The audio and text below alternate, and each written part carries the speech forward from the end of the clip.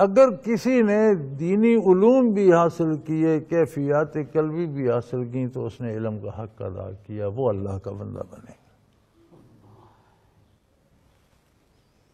اور یہ سب کچھ آج ہمارے سامنے ہم دیکھ رہے ہیں۔ سو یہ ضروری ہے کہ دلوں کو روشن کیا جائے۔ تعلیم کے لیے اگر مدارس اور علماء کے پاس جانا ضروری ہے، تو حصول کیفیات کے لیے کسی شیخ کامل کی خدمت میں جانا بھی اتنا ہی ضروری ہے۔ قرآن کریم، حدیث، فقہ استاد سے پڑھی جاتی ہے، تو کیفیات قلبی اور بھی نازک معاملہ ہے، یہ بھی کسی شیخ کامل سے سیکھی جائیں گی۔ لیکن یہاں تو معاملہ ہی الٹ گیا ہے۔ اب تو اول تو لوگ کرتے ہی نہیں ہیں،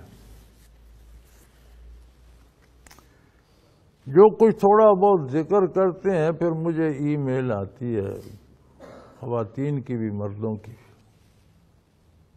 بڑی حیرت ہوتی ہے۔ جواب کوئی نہیں دیتا، چپ کر جاتا ہوں، پڑھ لیتا ہوں۔ جی آپ توجہ کریں، میرا ذکر نہیں ہو رہا، خوف خدا کرو۔ مشائخ رحمت اللہ علیہم اجمعین کی توجہ ہوتی ہے، میری نہیں ہوتی۔ میں تو ایک وسیلہ اور ذریعہ ہوں۔ مشائخ بالا کی بارگاہ نبوی تک نبی کریم صلی اللہ علیہ وسلم کی توجہ ہوتی ہے۔ بارش یکساں برستی ہے، جل تھل کر دیتی۔ کھیت جوتنا، اس میں ہل چلانا، اس کے بنے بنانا، اس میں کھاد ڈالنا، بر وقت بیج ڈالنا، اس کے چوکیداری کرنا، یہ کاشتکار کا فرض ہے۔ پھر پھل اللہ دیتے ہیں۔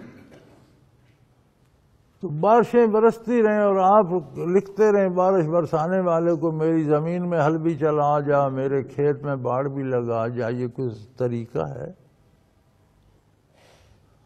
مشائخ کی برکات کی مثال بھی بارش کی مانند ہے۔ یہ دل ایک کھیتی ہے، اس میں بننے تو آپ نے بنانے ہیں، حل تو آپ نے، جو دنیا کے سارے کام آپ کر لیتے ہیں، جب ذکر کی باری ہے تو کہتے ہیں آپ ہوتا نہیں، ہوتا ہے، آپ کرتے نہیں۔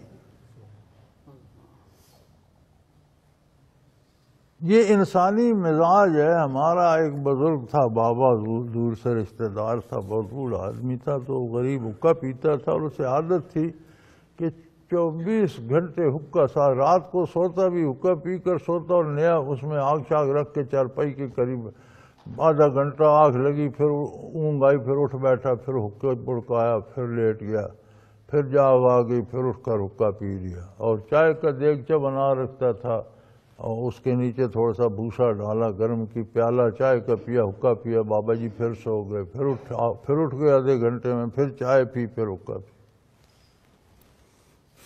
ایک دفعہ اسے گھر والوں نے کہا کہ بابا کچھ خوف خدا کرو، کم از کم روزہ تو رکھا کرو، اللہ کو جواب دینا ہے، قبر میں کیا کرو گے؟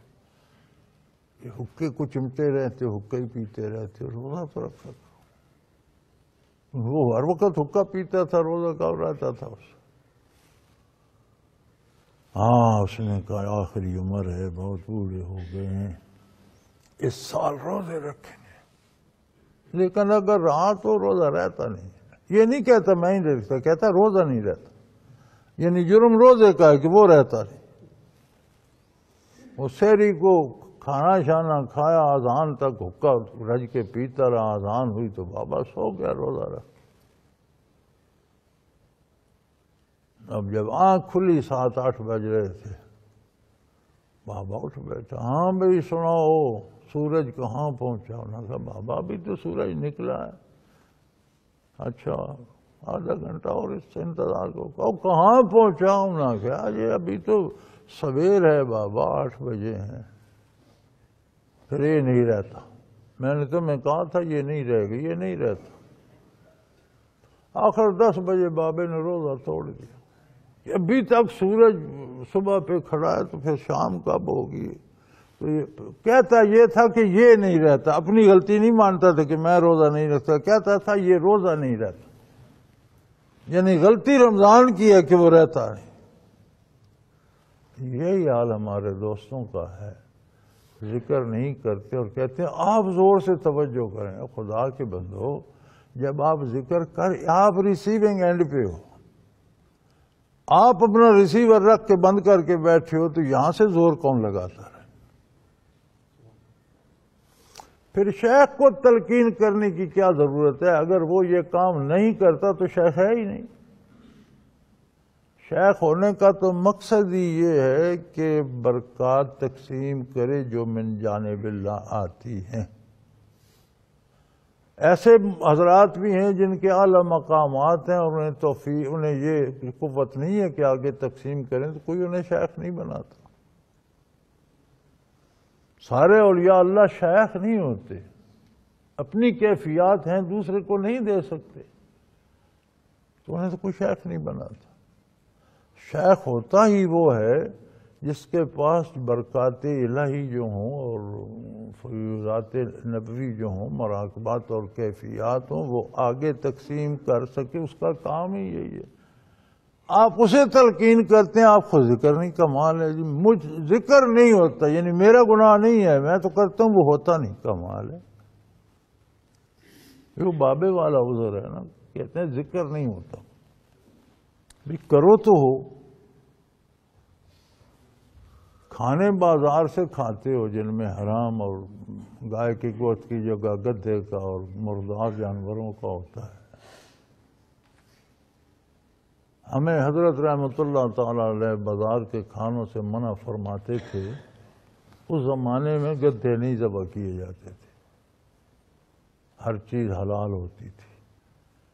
تو فرماتے تھے یار یہ جو تم کام کر رہے ہو نا صفائی قلب کا، یہ بڑا نازک ہے. اب یہ کھانے دکانوں پہ لگے ہوتے ہیں نا، ان پہ جن میں خریدنے کی استطاعت نہیں ہوتی، غریب لوگ گزرتے ہیں، ان کی حسرت بھری نظر پڑتی ہے.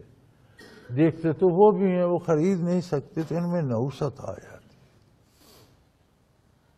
تو کھانا گھر سے کھایا کرو، ہوٹلوں سے نہ کھاؤ. آج گھروں میں کوئی پکاتا ہی نہیں، کھاتی دنیا ہوٹلوں سے. کوئی پتہ نہیں حلال ہے حرام ہے. برگر کھانے کے شوقین ہیں، یہ نہیں پوچھتے کس میں ہے کیا. وہ اگلے دن میں دیکھ رہا تھا، وہ مشین لگی ہوئی ہے، وہ مشہور برگر میں جس کا نام یاد نہیں، جس میں وہ بن کے آتا ہے، تو اتنے چوزے تھے زندہ، وہ اس میں مشین میں ڈالے جا رہے ہیں. وہ اسے پروں، اس کی بیٹ شیٹ انتوجڑی سمیت قیمہ بنا کے آگے نکال رہی ہے. وہ بالکل اس کو ایسے پیس دیتی ہے جیسے ہر چیز خاک ہو گئی. وہ اس برگر میں ڈالا ہوا ہوتا ہے. کہتے ہیں بڑا مزیدار ہوتا ہے. حرام جو ہے تو مزہ تو ہوگا اس میں. ہاں کوئی مزہ ہے ہی حرام میں، تو لوگ اس کی طرف لپکتے ہیں.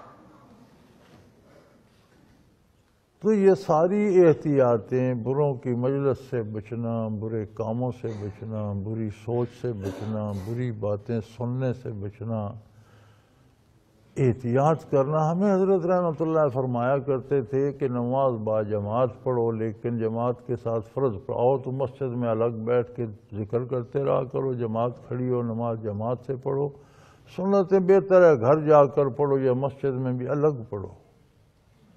کہ یہ جو لوگ نماز کے لیے بھی آ جاتے ہیں، ان پر بھی نحوست ہوتی ہے، اور ان کے پاس بیٹھنے سے نحوست پڑتی ہے، کیفیات کم ہو جاتی ہے.